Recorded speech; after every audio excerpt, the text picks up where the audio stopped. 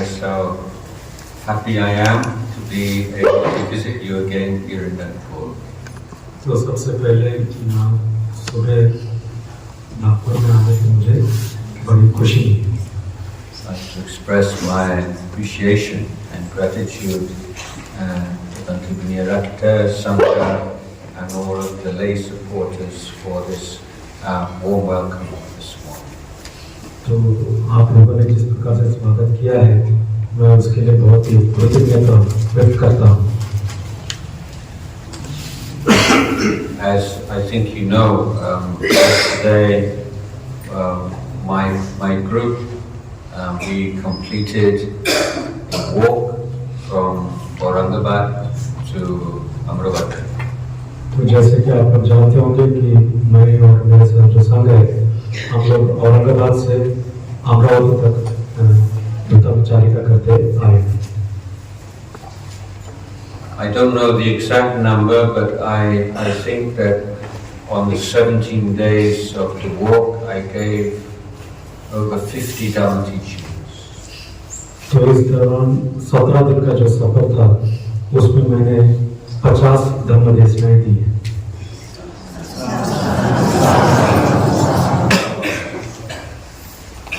On this walk, we avoided the major roads and chose to walk along the small paths between the villages, so that we could visit and give encouragement to the Buddhist communities in the villages in the countryside.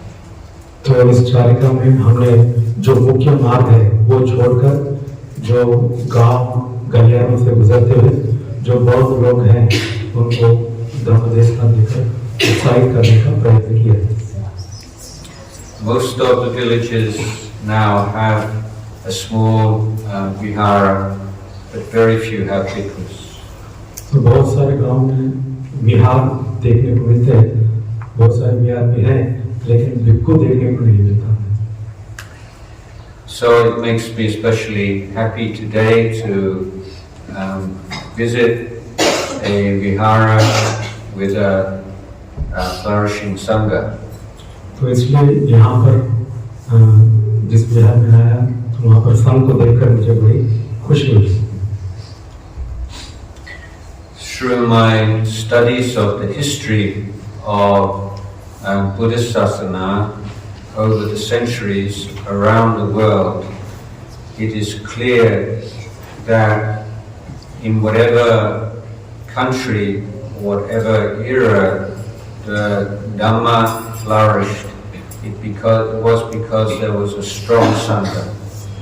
तो इतिहास जो मैंने पढ़ा है उस सारी दुनिया में हमने देखा है कि बुद्ध शासन वहाँ पर बड़े अच्छी तरह से प्रचार प्रसार हुआ है जहाँ पर संघ है. And whenever the Sangha became corrupt and declined, then Buddhism declined.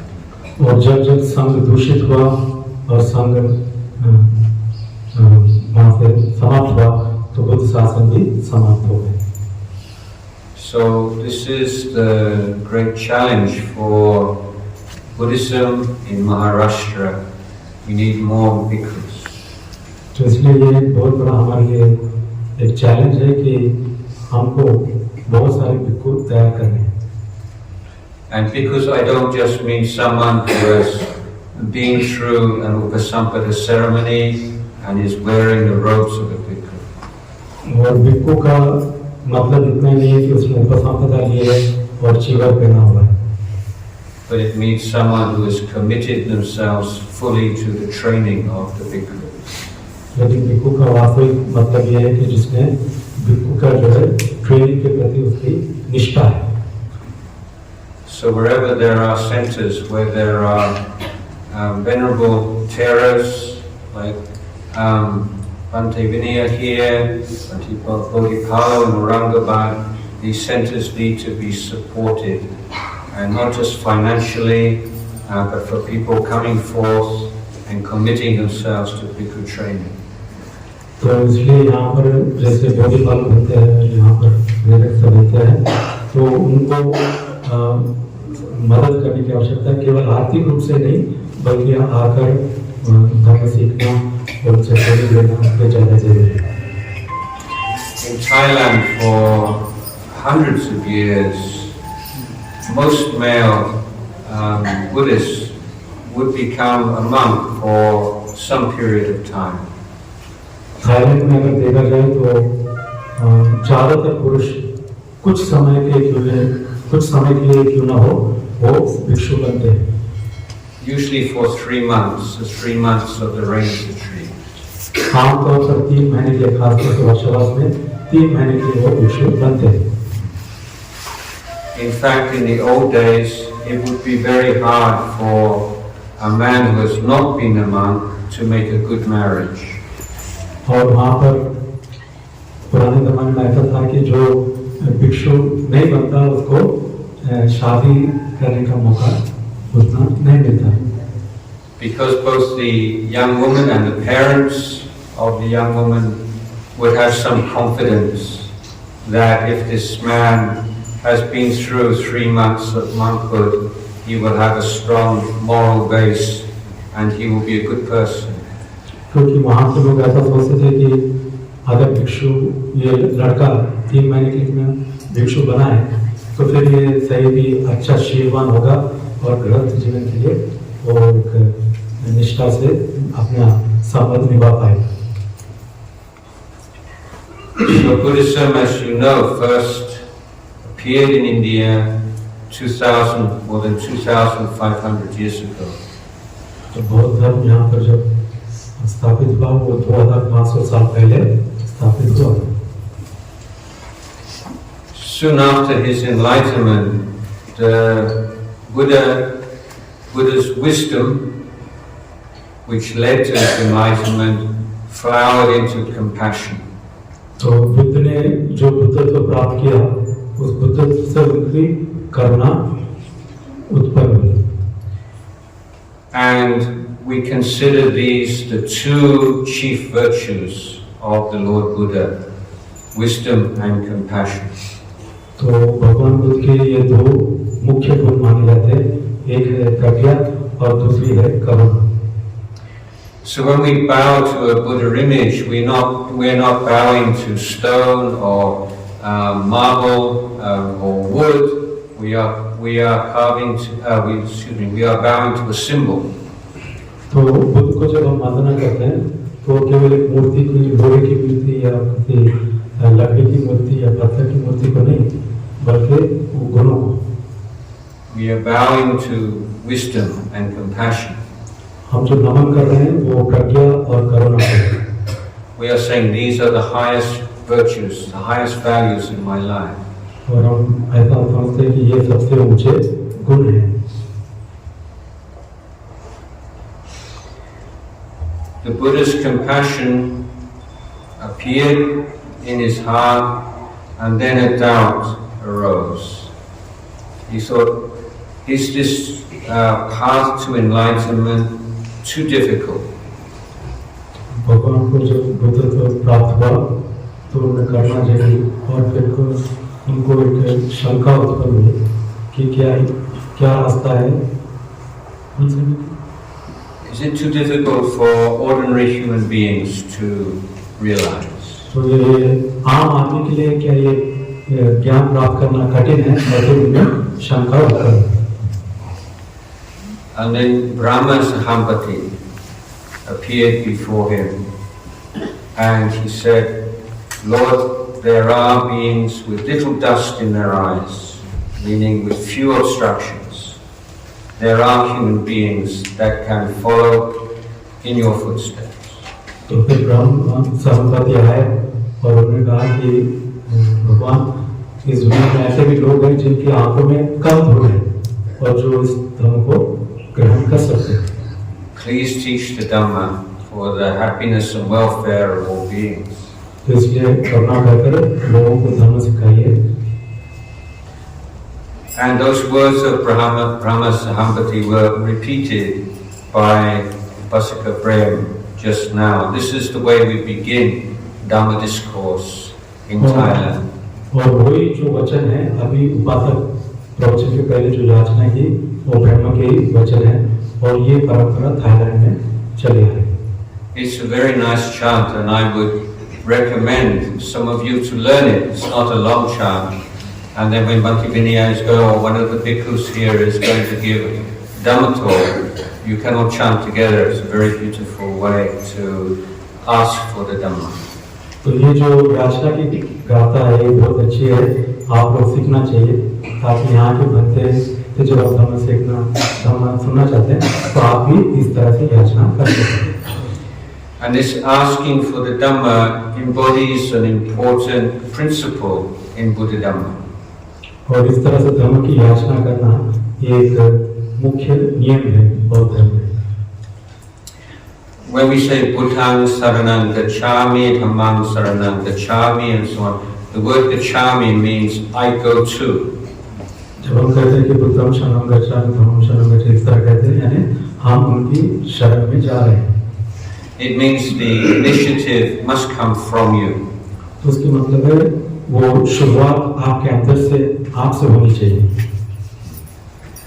So if it's going to be sila in Buddhist sense, you have to ask for the precept. You must want the precept. तो जब शील की बात आती है तो शील यानी आप लोगों को उसको याचना करनी चाहिए, आप लोगों को इच्छा होनी चाहिए कि ये मुझे ग्रहण करना है। And you have to make an effort to ask for the Dhamma, to receive the Dhamma. और इस तरह से आपको परिश्रम करना चाहिए उस धर्म की याचना करने के लिए, उस धर्म को ग्रहण करने के लिए। So through the wisdom, the compassion of the Buddha led him to teach, and in teaching he used his wisdom. तो इस तरह से ये प्रज्ञा और करुणा के कारण उन्होंने धम्म देशना दी और इस धम्म देशना में उन्होंने अपनी प्रज्ञा का इस्तेमाल किया। So compassion provides the motivation for pure mind, and wisdom provides the skillful means. तो जो करुणा है वो एक इच्छा उत्पन्न करती है धम्म देशना देने के लिए, और प्रज्ञा जो है वो कौशल्य देता है धम्म सिखाने के लिए। And he was so successful. So many people realized the Dhamma, realized Arahant, men and women, monastics and lay people, all realized stages of enlightenment. और इसी कारण वो बहुत ही सफल रहे लोगों को ज्ञान प्राप्त करवाने में, चाहे वो महिलाएं हो, पुरुष हो, जो भी हो, उनको वो बोध करवाने में वो बहुत ही सफल रहे। We see from the biographies of the Buddha, the life story of the Buddha, that the first arahants were all men. अगर हम बुद्ध की जीवनी देखें तो पहले जो भी अरहंत हुए वो सब पुरुष थे। And Venerable asked the Buddha, is it possible for women to realize enlightenment? और भगवान आनंद ने बुद्ध से पूछा कि क्या महिलाएं भी अरहंत हो सकती हैं? And the Buddha said yes. और बुद्ध ने कहा हाँ।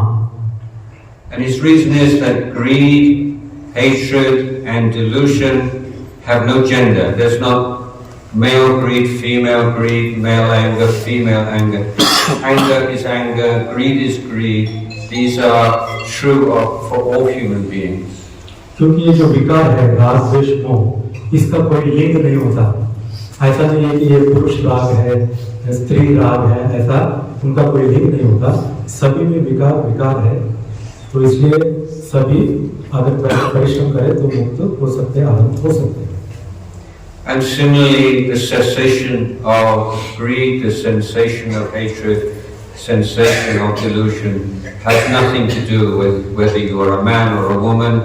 All it depends on is you faithfully follow the Eightfold Path. तो ये राग द्वेष मोह दूर करने के लिए इसके लिंग से कोई संबंधित नहीं है, केवल इतना है कि आप लोगों को उस आर्य अष्टांगिक मार्ग पर चलना होगा।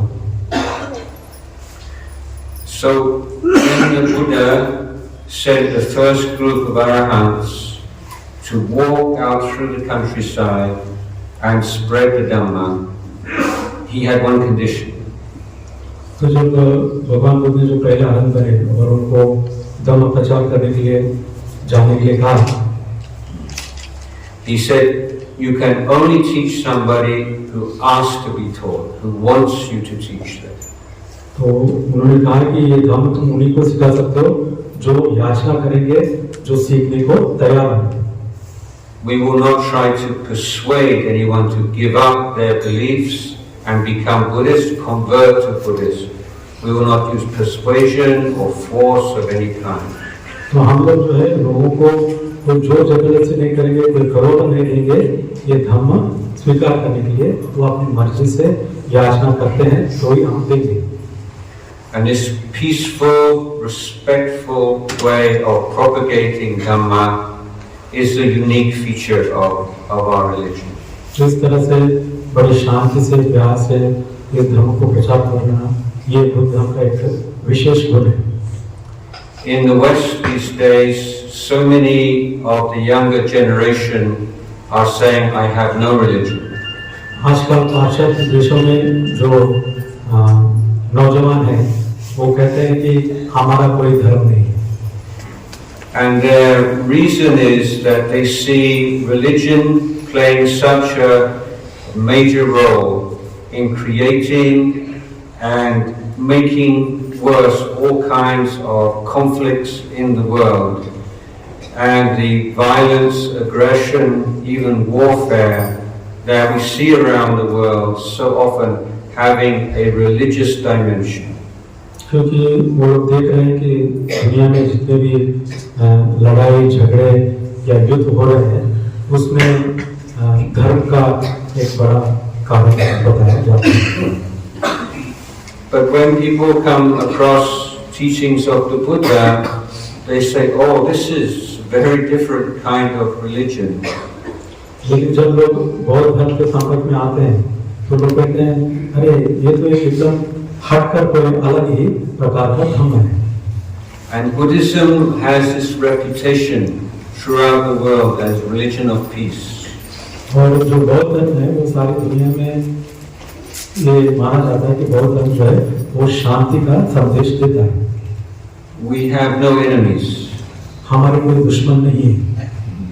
It doesn't mean that people do not necessarily look, everyone looks well upon us, but we have no aggression or anger towards any other group of people. तो इसका मतलब ये नहीं कि सब हमको अच्छी दृष्टि से देखते हैं, लेकिन इसका मतलब ये है कि हम किसी को भी गलत दृष्टि से या द्वेष से देखते नहीं।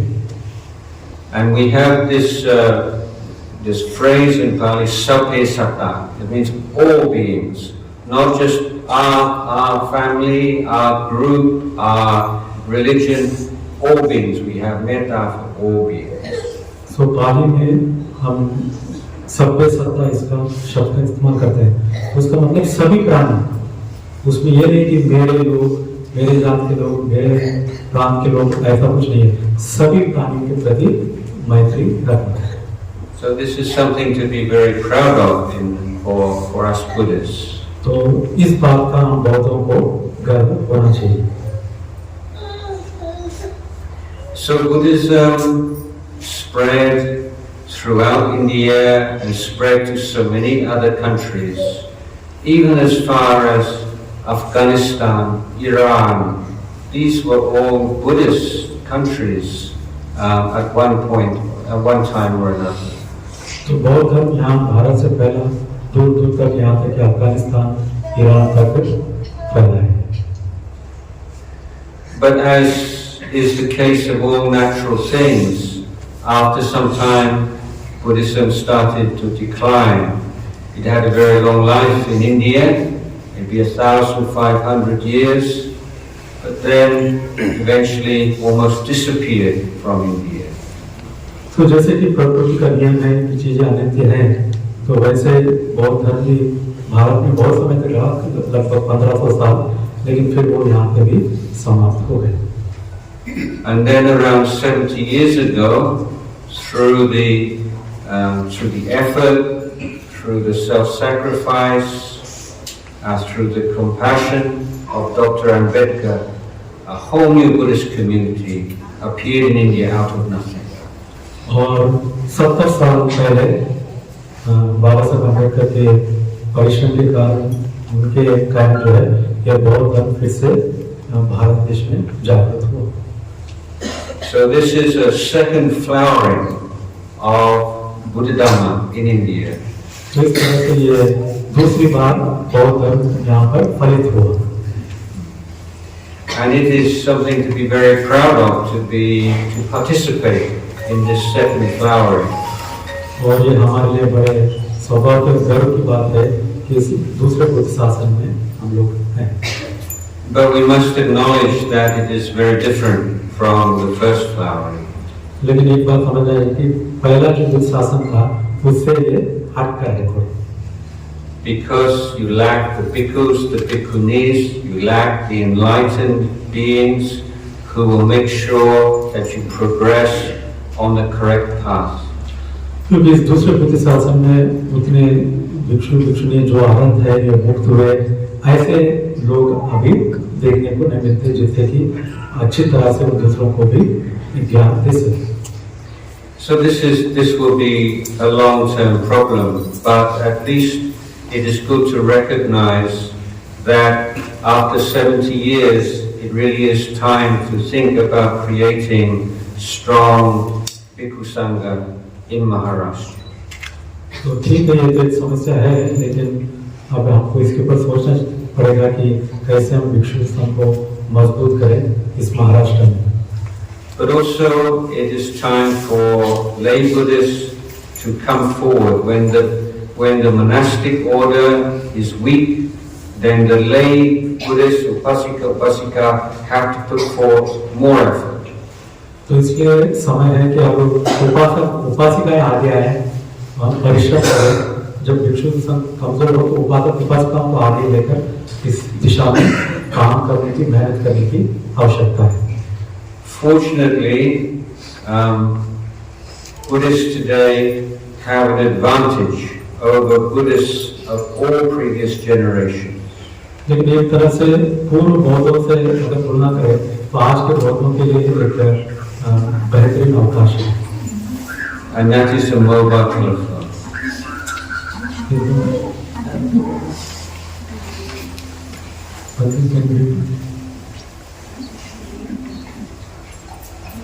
Mobile telephone.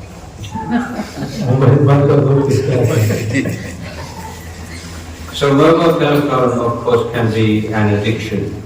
ये जो मोबाइल है ये एक व्यसन हो सकता है।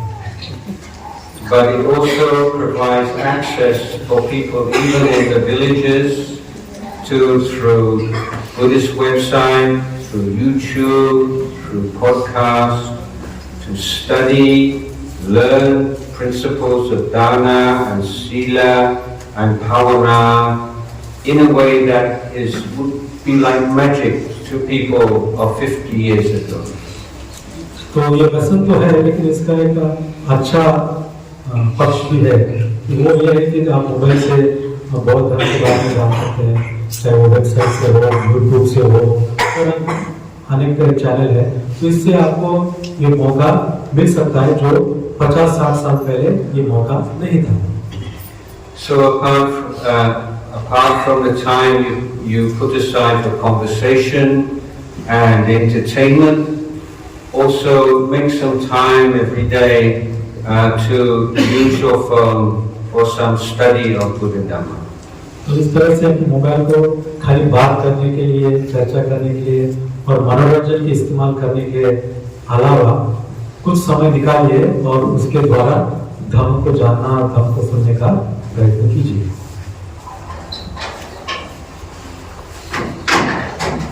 So as Buddhists, as human beings, one of our main problems is that we forget things. और एक आम आदमी और बौद्ध होने के नाते एक कमजोरी है कि हम अक्सर चीजें भूल जाते हैं। And I don't mean material things like you forget your keys, where you put your glasses. और भूलने का मतलब मैं ये नहीं कह रहा हूँ कि आप कोई चाबी भूल गए, अपना ग्लास भूल गए, वो भूलना नहीं कह रहा हूँ। I mean we forget what is right, what is wrong, what is good, what is bad. हम जो भूल जाते हैं वो ये है कि कि क्या ठीक है, क्या गलत है, क्या सही है, क्या झूठ है, इन चीजों को हम भूल जाते हैं। I think if anybody was to be given a written test in an air-conditioned classroom, is this good, is this bad, you could all pass, you get grade A. तो अगर आप किसी को एसी में बिठाकर उसको परीक्षा लेके क्या ठीक है, क्या गलत है, का एग्जाम ले, तो सभी बहुत अच्छे मार्क्स से पास हो जाएंगे।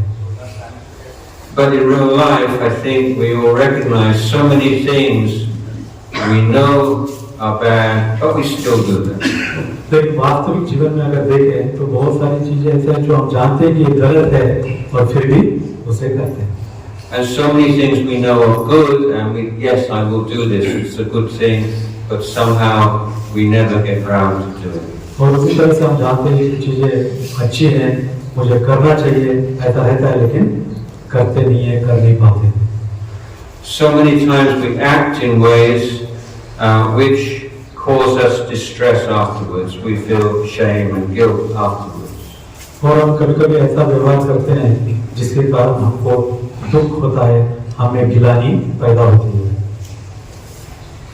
And many people, unfortunately, get to the end of their life and they feel unhappy about the bad things that they thought they would give up and they never did, and the good things they thought they would do and now they have no time for.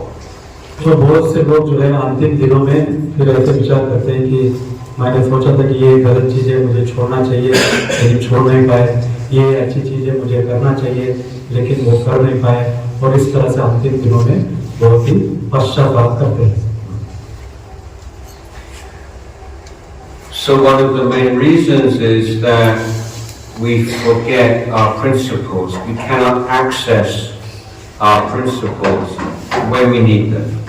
तो इस तरह से हम अपने नियमों को भूल जाते हैं और उसका उपयोग हम नहीं करते, उस पर अमल नहीं कर पाते। So when there is no crisis, when there is no emotion involved, we know exactly what is right and wrong. But as soon as there is some personal involvement, some emotional issue, we forget. तो जब हमारे पर परेशानी नहीं होती या हम भावुक नहीं होते तो हमें समझ में आता है कि क्या ठीक है, क्या गलत है, लेकिन जब हम भावुक हो जाते हैं और समस्या जब आती है तो ये सब बातें हम फिर भूल जाते हैं। So our task as Buddhists is not just to study Buddha Dhamma and learn about both karma and what is good karma and bad karma, kusala, akusala, but we need to be able to access this knowledge when we most need it. इस तरह से बहुत होने के नाते क्या कुशल है, क्या अकुशल है, क्या ठीक है, क्या इतना जानना ही नहीं है, लेकिन जब समय आता है तो उसका उपयोग करना आना चाहिए। And to this purpose, mindfulness is extremely important. और इसलिए सजगता बहुत ही जरूरी है।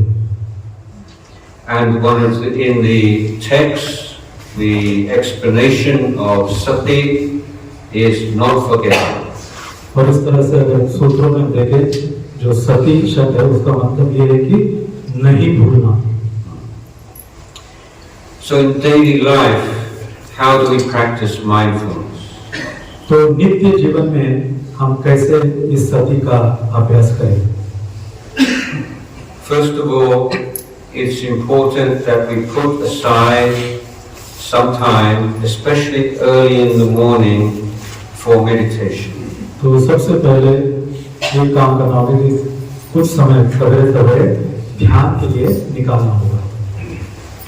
In meditation, we set up a situation in which we minimize the obstructions to mindfulness and maximize the supporting conditions. तो इस दौरान सवेरे जब हम करते हैं तो हम ऐसा एक वातावरण तैयार करते हैं जिसमें हमको कम से कम डिस्टर्ब हो, हमें कोई ये नहीं करे, और अनुकूल एक ऐसा वातावरण जिसमें ध्यान हो सके, ऐसा वातावरण तैयार कर लेना चाहिए। And so we can develop mindfulness to quite a profound degree. तो इस तरह से हम सती को गहराई से अभ्यास कर सकें। But then the challenge is to maintain mindfulness throughout the day. लेकिन सबसे बड़ा जो हमारे लिए चैलेंज है कि वो जो सती है वो सारे दिन बनाए रखे, ये एक बड़ी हमारे लिए चैलेंज है। So the morning meditation is like recharging the mindfulness battery. तो सवेरे सवेरे ध्यान करना है, अपनी जो सती को है उसको चार्ज करना है। In daily life, the basic object of mindfulness is the 5 sila. तो रोजमर्रा के जीवन में जो सती रखना चाहिए वो सती क्या है? वो पंचशील के बारे में सती होना चाहिए, उसके बारे में सजगता होनी चाहिए। When you are alone and when you have no time pressure, you can practice mindfulness of body sensation, mindfulness of the breath. तो जब आप एकांत में हैं, कोई ज्यादा काम नहीं है, तो तब आप जो है कायानुसति या सांस को देखने का अभ्यास कर सकते हैं। You can make taking a shower, you can make shaving, you can make getting dressed. All these can be mindful meditation. तो आप जो भी रोजमर्रा के काम करते हैं, जैसे नहाना, कपड़े पहनना, ये वगैरह, ये सब जो है सजगता के साथ करना चाहिए। But once you're out in the world and you're having to talk with people and do this and so many duties and responsibilities, it's not so easy. लेकिन एक बार जब आप बाहर आ जाते हैं और काम धंधे में लग जाते हैं, तो फिर बाद में ये सती का अभ्यास करना बड़ा कठिन हो जाता है। But if you take the precepts seriously, each one, and you use your wisdom to constantly remind yourself of the suffering that comes from breaking the precept and the happiness and benefits that come from keeping the precept will be right in the front of your mind. तो इस तरह से अगर आप पंचशील को प्राथमिकता देंगे और जानेंगे कि इसके तोड़ने से क्या दुष्परिणाम है, इसके पालन करने से क्या फायदे हैं, ये हमेशा अपने याददाश्त में या दिमाग में सजगता में रखना चाहिए। So I don't know if any of you have seen, you know what a zombie is. You know what zombie is? Have you ever seen a zombie? Yeah. So we say zombie is like living dead. Yeah. But most people are like dead living people. It means they're just doing everything by habit, like half asleep, automatic pilot. तो बहुत सारे लोग ऐसे जीते हैं जैसे चलती फिरती लाशें हैं। So precepts, mindfulness keep us awake.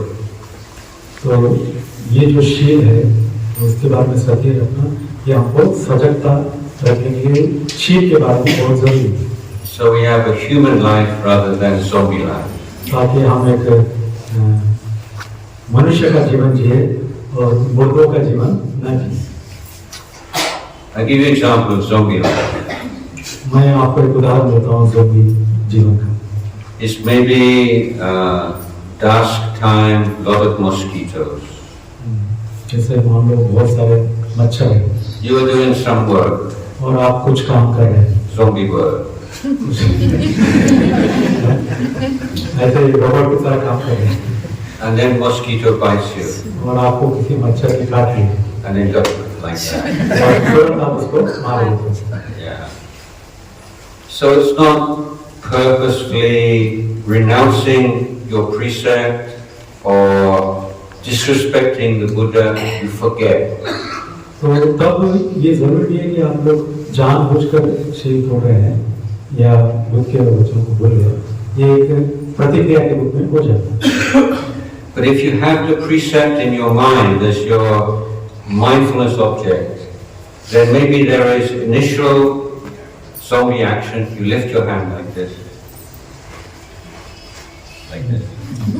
तो अगर आपको शील के बारे में हमेशा सजग है, तो प्रतिक्रिया के रूप में आपके हाथ उठ जाते होंगे। And then you realize, oh, I'm about to break my precept. और फिर आपको याद आ जाता है नहीं मैं तो अब शील तोड़ने जा रहा हूँ. And that is the arising of mindfulness. और वो जो है सजगता उत्पन्न हुआ है इसका सबूत है. With the precept as mindfulness object. और ये इसलिए क्यों हुआ क्योंकि आप शील को हमेशा याद रखे हुए. And then observe what happens when you stop. और फिर देखिए कि आप रोकने के बाद क्या होता है. There is some discomfort. आपको कुछ असुविधा महसूस होगी. This is dukkha. और ये दुख है. But it passes away. लेकिन ये भी चला जाता है. This is anicca. ये अनित्य है. And you realize it's just automatic. There's no owner, no somebody making this happen. तो ये एक अपने आप से हो रहा है. इसको कोई कर रहा है कोई बना रहा है ऐसी बात नहीं. This is anatta. और ये है अनात्मा. And then following that, thoughts come in your mind. What is right, what is wrong, what is good, what is bad. और उसको देखते हुए आपके मन में विचार आते हैं कि क्या ठीक है क्या गलत है क्या सही है क्या झूठ है. So through remembering your precept, through mindfulness of precept, the stream of habit is cut and wisdom arises. तो इस तरह से जब आप पंचशील के बारे में सजग रहते हैं तो आपकी जो एक आदत है पुरानी वो खत्म होने लगती है और प्रज्ञा जगने लगती है. Another example is speech. It's most difficult to be mindful in speech. दूसरा उदाहरण है वचन जो आप इस्तेमाल करते हैं. वहाँ पर सजगता बहुत जरूरी है. For example, in the discipline of the monks, if you are speaking, if you tell a lie, or if you are speaking violently or swearing, or you're speaking trying to create divisions in people, is serious offense, is pajitya offense. तो खास करके भिक्षुओं के लिए एक ये जो नियम है कि झूठ बोलना चुगली करना ये बहुत ही एक सीरियस गलती है. But if a monk loses mindfulness and just talking in a unmindful way is only subhasita offense, it's not it's a much less level, more lower level offense. If he is not mindful, unmindful speech. तो अगर वो सजग न होकर जानबूझकर ये चीजें नहीं कर रहा है तो फिर उसकी ये जो गलती है वो कम है ज्यादा नहीं. It's a recognition that even for bhikkhus whose whole lifetime to develop mindfulness, speech is a tough one. और भिक्षुओं के लिए भी ये जो वाणी पर संवाद रखना ये सबसे बहुत ही कठिन चीज है. But anyway, in speech generally, if we take this fourth precept, not to lie, and this is in your mind, in any conversation, with whoever, it's always in your mind, whatever you say, no lies. तो अगर ये चौथा और शील है झूठ ना बोलना ये हमेशा अगर आप दिमाग में रखेंगे तो आप झूठ नहीं बोलेंगे. That practice will result in great purification of your speech. और इस अभ्यास से आपकी वाणी बहुत शुद्ध हो जाएगी. The 5 precepts are the basic meditation objects, but you can add more. तो ये पंचशील जो है ये ध्यान के मूल विषय है. उसके बाद आप दूसरी चीजें और भी अभ्यास कर सकते हैं. Yes, just now I misspoke. I said subhasita, but I meant dupasita. Excuse me.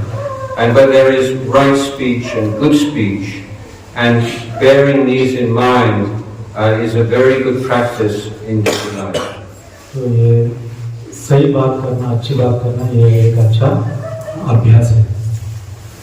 So you speak only what is true. Is first one. तो पहले है कि तुम वही बात करोगे जो सही है. Second, not only true, must be beneficial. और केवल सच है ऐसा ही नहीं, वो फायदेमंद भी होनी चाहिए। Third, must be right time and place. और तीसरी बात है कि वो सही समय और सही जगह होनी चाहिए। Fourth, you must speak with metta. और चौथी बात है कि वो मैत्री से आपको बोलना चाहिए। And fifth, you must be polite. और पांचवा है कि आपको बड़ा विनम्र होकर बोलना चाहिए। So these are extra mindfulness objects during speech. तो ये जो है बोलते समय गहराई से सजग रहने वाली बातें। The first one, even before you speak, is this the right time to say this? Is this the right place? और बोलने के पहले सोचना चाहिए क्या ये सही वचन है बोलने के, क्या ये सही समय है मुझे बोलने का, ये सोचना चाहिए। For instance, some important matter, you might think, oh, we are both too tired to talk about this. Let's wait till we have some rest. जैसे आपको कुछ बात करना है विषय, लेकिन आप सोचते नहीं मैं जरा थका हूँ, आराम करते हैं फिर बाद में बात करें। Or maybe we want to instruct our child. Maybe our child may play too close to a busy road, and we're afraid. And fear and anger go very close together. और जब कोई बच्चा खेल रहा है और रास्ते के नजदीक है, तो हमको डर लगता है। So someone who's very afraid for safety of the child often gets angry with the child. Don't do that ever again. तो इस तरह से जो डर है कि बच्चे को कुछ हो जाएगा, और वो डर के साथ साथ ये गुस्सा भी आता है कि क्यों गए वहां पर, क्यों जाते हो, इस तरह से डर और गुस्सा साथ साथ चलते हैं। But if you want to teach someone, if your emotion is strong, they cannot hear what you're saying. They're just protecting themselves from the emotion. लेकिन अगर आप बहुत ही भावुक होकर किसी चीज को कर रहे हैं, तो वो आपकी बातों के ऊपर कम ध्यान देता है, लेकिन आपके हाव भाव को देखकर वो डर जाता है।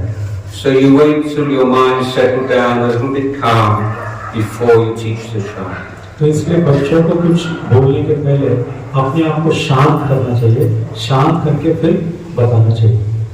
This example of using wisdom to know right time to speak about important matters. तो ये उदाहरण है कि कैसे सही समय पर सही बातें बतानी चाहिए। Also right place. Sometimes things need to be said personally, privately. Sometimes maybe just a small group, sometimes in public. We should also take into consideration the context for this conversation. और सही जगह पर बात करना है, कभी कोई चीज व्यक्तिगत रूप से निजी रूप से बात करने की होती है, कभी छोटे से समूह में बात करने की होती है, और कभी पब्लिक में बात करने की होती है। तो कौन सी बात कहाँ पर करनी है, इस बात की सजगता होनी चाहिए। So if there's a Dhamma discourse going on, then receiving private phone call, wrong time, wrong place. मान लो धर्म प्रवचन चल रहा है और आप किसी का फोन आता है, आप उसको रिसीव कर रहे हैं, तो ये गलत काम है, गलत समय। Then after we choose the right time and place, then content of our speech is two points. One, true, second, beneficial. तो सही समय और सही वक्त के सही जगह के अलावा वो विषय क्या है, इसके ऊपर भी ध्यान देना जरूरी है। So these are the things we are bearing in mind with content of our speech. तो इस तरह से ये चीजें मन में रखनी चाहिए, ध्यान में रखनी चाहिए कि विषय भी क्या है, इसके ऊपर भी ध्यान देना चाहिए। And then mental state is, do we have pure intention? Are we friendly towards this person? और फिर जब हम बोलने के पहले हमारा उद्देश्य क्या है, सही उद्देश्य है क्या,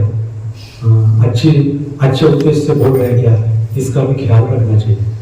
And lastly, we are aware whether or not we are speaking in a way which will lead to good communication. और साथ ही साथ ये भी ख्याल रखें कि हम जिस तरह से बात कर रहे हैं वो क्या सही ढंग से हम बात कर रहे हैं, इस बात का भी ख्याल रखें। In other words, are we being polite? इसका मतलब क्या हम विनम्र है क्या, इस बात का ख्याल रखें। So for your own speech, these 5 points are very helpful. इसलिए अपने वचनों पर की दृष्टि से तो But they also give you a good tool to deal with the speech of other people. तो इस तरह से इन 5 चीजों को ख्याल में रखना है बेहतर और ये एक साधन है जिससे अच्छी तरह से समझे कि दूसरों से हम कैसे बात करें. Because sometimes maybe someone is saying something which is true, yes, beneficial, yes, but why can you not hear this? Or because you feel that person is being impolite or disrespectful. तो कभी-कभी ऐसा होता है कि वो सही बात बोल रहा है, अच्छी बात बोल रहा है, लेकिन फिर भी तुम उसे स्वीकार नहीं कर पाते. क्यों? क्योंकि उसके जो बोलने का ढंग है, वो ढंग ठीक नहीं है, उसमें विनम्रता नहीं होगी शायद. Or if someone is speaking something which is true and beneficial, but it's not the right time and place. क्या हो सकता है कि सही बात बोल रहे हैं, विषय सही है, लेकिन सही समय नहीं होगा. So when you can separate these different points, helps you to be mindful in conversation. You say, thank you, this is very important. I would like to discuss this with you. But do you think we could do it later on today when I have more time? इस तरह से बातों का ख्याल रखोगे तो आप जब भी कोई ऐसी बात होगी तो आप उनको बोल सकते हैं कि ये शायद सही समय नहीं है, क्या हम इसके बाद में बात कर सकते हैं. But sometimes somebody will maybe speaking in a very warm way and speaking very politely, it's the right time and place. But then we realize, oh, he's just flattering me. This is not, I don't think it's true, not beneficial. अगर कभी हो सकता है कि कोई अच्छी तरह से बात कर रहा है, विनम्रता से बात कर रहा है, सब कर रहा है, लेकिन फिर एक ऐसा होता है कि नहीं, ये तो मुझे चापलूसी कर रहा है, ऐसा भी महसूस हो सकता है. So these are examples of being mindful in daily life. People sometimes think cultivation is only the meditation. तो इस तरह से इन चीजों को अपने अंदर अभ्यास करना, ये भी अपने आप में एक मेडिटेशन में ध्यान है. But we have to be flexible and apply the main principles in a way that is appropriate to our life and our situation. तो जो भी हम अभ्यास करते हैं वो अपनी परिस्थिति और समय के अनुकूल है, उस तरह से देखकर आपको उसका उपयोग करना चाहिए. In most people's lives, there's not major stressful incident every day. रोज हो सकता है रोजमर्रा के जिंदगी में वो कोई तनाव वाली बात ना हो. But there are small stressful incidents again and again until by the end of the day you will feel exhausted. लेकिन छोटे-छोटे तनाव की चीजें हो सकती है और वो बढ़ते छोटे-छोटे पूरे मिलकर फिर एक बड़ा तनाव हो जाता है. So one way of dealing with this is when you have just a short break in front of your computer or whatever you are doing in the house, you just sit and come back to your breathing, anapanasati, just for 1 minute. You do not need 1 minute or 2 minutes.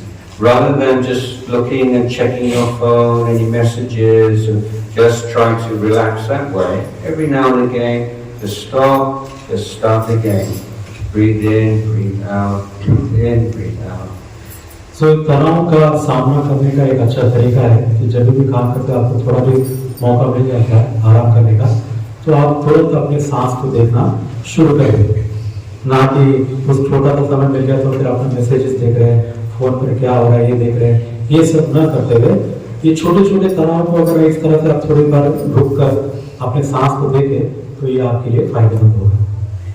If you're in a group, other people around you, you feel a bit shy, you don't have to close your eyes, you can open your eyes, just not looking around you.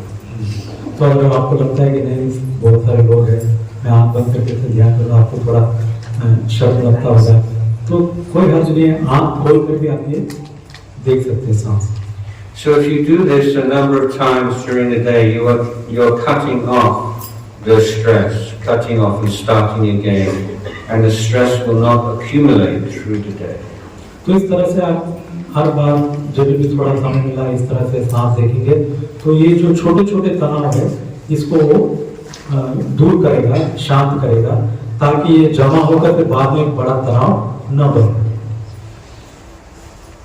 Sometimes I tell people, you respect your telephone more than your parents. कभी-कभी मैं कहता हूँ लोगों से कि तुम अपने phone को ज्यादा सम्मान दे दो ना कि अपने बुजुर्गों को। This is just to shock people, just to make them shock. ये तो just shock देने के लिए।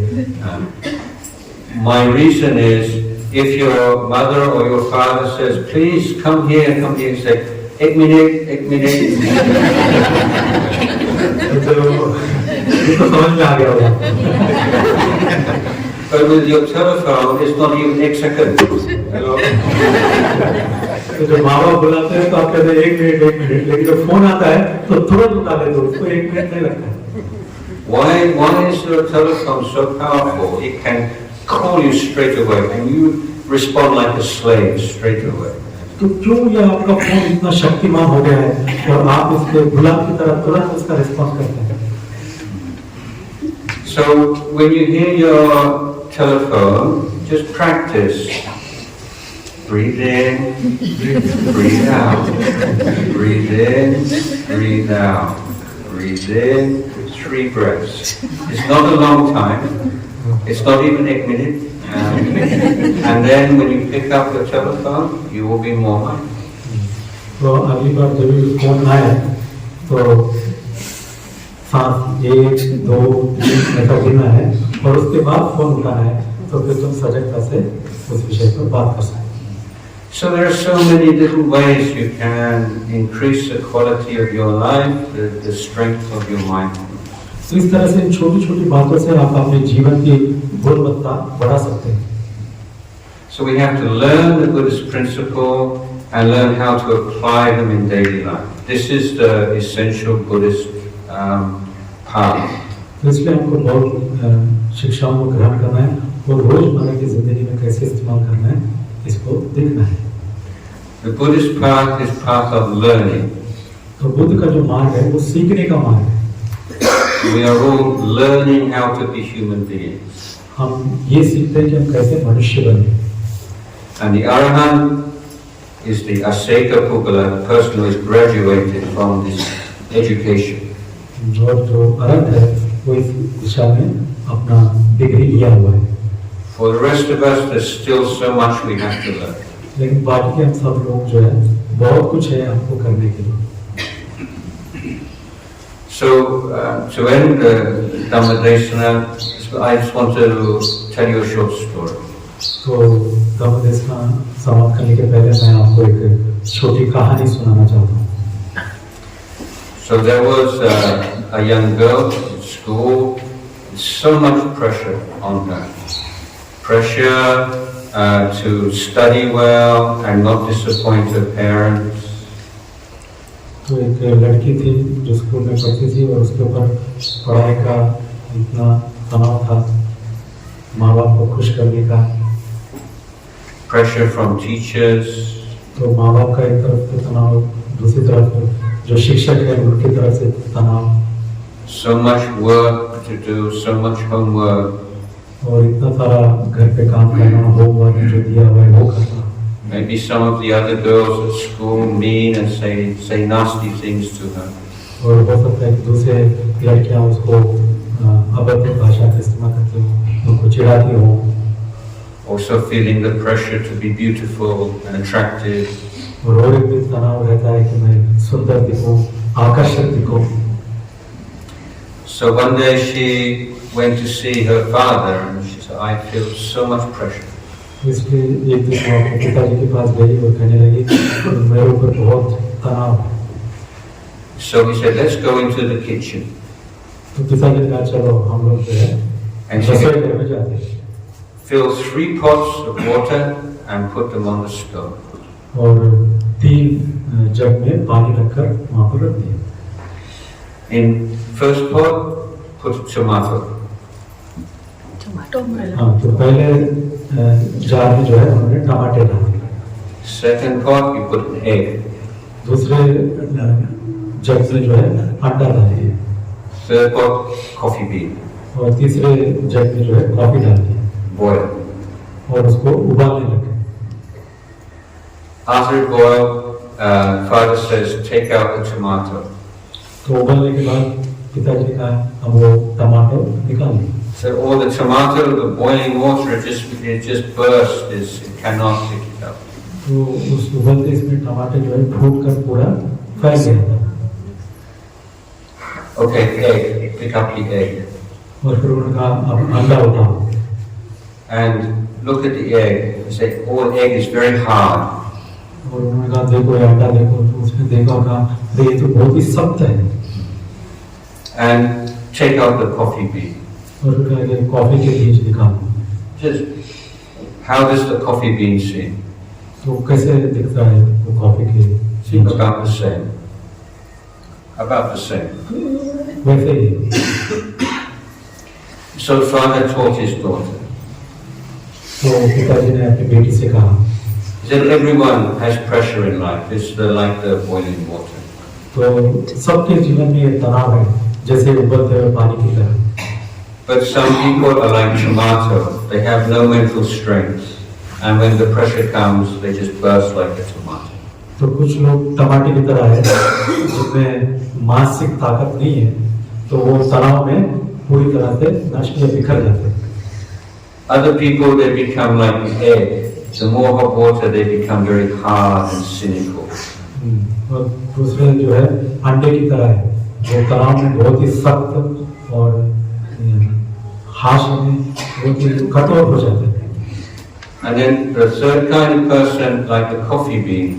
The coffee bean is in the hot water, but it does not change itself. लेकिन उस तरह जो कॉफी के बीज है, वो तो बदलते नहीं, वो जैसे वैसे रहते उबलते पानी में। Not only that, but it releases the flavor into the water and creates a beautiful drink. और उतना नहीं, कॉफी में जो क्या कहते हैं रस निकलता है, उसे सुगंधित और स्वादिष्ट बना देता है। So I said, daughter, I cannot promise you a life without pressure, but I want you to learn Buddha Dhamma, and so that you will not respond to pressure like the tomato could get, but you will become like a coffee bean.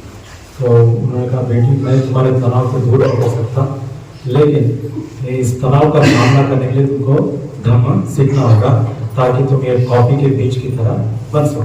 With dana and sila and pavana, you will be like the coffee bean that can also, apart from living a life of happiness and welfare, can also offer to your family and the people around you the happiness and welfare, like the coffee bean releases the flavor into the water.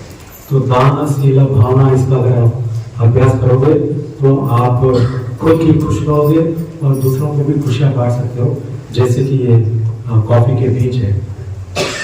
So finally, to quote one of the Buddhist blessings, may you all have a smooth ride over the bumpy road. तो मैं ये कहता हूँ कि आपको एक बहुत ही सुखद सफर हो, जिस रास्ते में बड़े खड्डे और उबार खबर हो, ऐसे रास्ते पर आपका जीवन सुखद हो, ये मैं मेरी मंगल कामना है।